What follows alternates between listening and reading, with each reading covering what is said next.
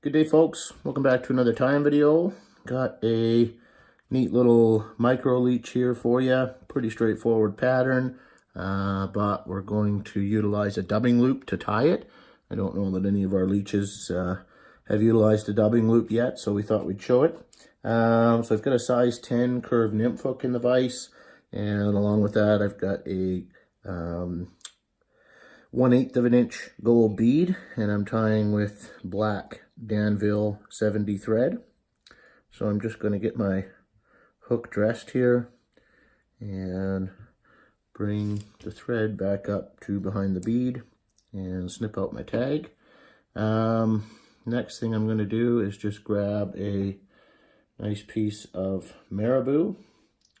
And so when you grab your marabou, I like to pull right off the stem, and that way you don't have that stiff stem in the middle of your tail. So I'll just kind of line those up and just trim away the butts so it's nice and even. And then before I tie this in, I'm just going to spin my thread counterclockwise, and that's going to cause the thread to kind of jump backwards towards my fingers, which makes tying that marabou in super easy. That works when you're tying anything in.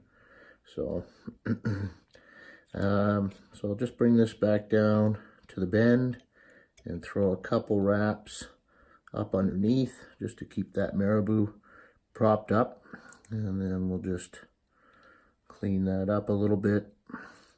And don't go all the way to the back. I'm going to tie in my dubbing loop here. Should just pinch this off first. So tails I like about the same length as the shank is typically what I shoot for. So I've just got my little dubbing twister here. Going to hook that and then a couple wraps back, and then just give your thread a turf or your bobbin a throw around the loop, and that's going to help to close it off. And then I'll bring my thread back up to the bead, and here I've got some black diamond dub. You can use ice dub, you can use kind of whatever your preference. I like the length of this dubbing for these little leeches, so I'm just going to fill this loop with this dubbing. Now, less is typically more with a dubbing loop. You don't want to jam it full of too much dubbing. So I'm just going to get this laid out, and then not sure if you can see it right now, but I'll show you as soon as I get this filled in here.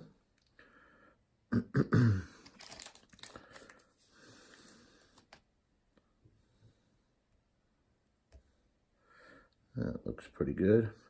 So if I lift that up, hopefully you can see, you've got it nice and even throughout the loop. And then just come in and give it a spin.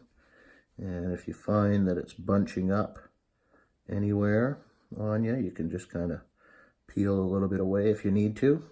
You don't want a super thick loop or strand when you're done. So give her a good spin. That looks pretty good there. And I'm just going to use the rotary feature here, but feel free to just wind it up if you like. And we'll get this brought up to the bead, like so. And we'll tie it off with a few wraps over top. Couple more in behind just to lock it in. Come in, trim out our excess dubbing loop, and then I try to just grab those fibers and tuck them in behind the bead there. Now you can come in, if you'd like, you can put a little super glue right on your thread there before you whip finish. But with these patterns, the whip finish tends to get tucked right in behind the bead. And then if you feel like you didn't quite get enough dubbing right at the bead there, you can just throw a teeny bit on the thread and just wrap that in. And that'll keep it nice and tight to the bead. Now we can trim out our thread, come in with a dubbing brush, and the joys of a dubbing loop are the durability. They will last quite a bit longer than if you just spin the dubbing onto the thread. So come in, give it a good brush out, and tease out all these fibers, and you can see you've got a nice slim profile. This dubbing just flows back into the tail a wee bit. That's why I don't, some people will add flash into the tail, but when I'm brushing these dubbings out like this, I don't usually do that, but feel free to. So there it is. That's all there is to the slick little dubbing loop leech. I hope you enjoyed that one.